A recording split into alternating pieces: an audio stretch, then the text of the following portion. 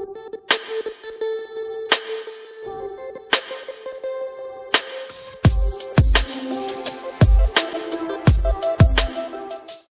guys! Kumusta? Ang project natin ngayon ay kung paano gumawa ng 3D Filipino heart, kagaya ng inyong nakikita. Para sa project na ito, ang bilang ng modules na ating kakailanganin ay 150 blue, 151 red, and 152 yellow. Of course, kailangan din po natin ng glue.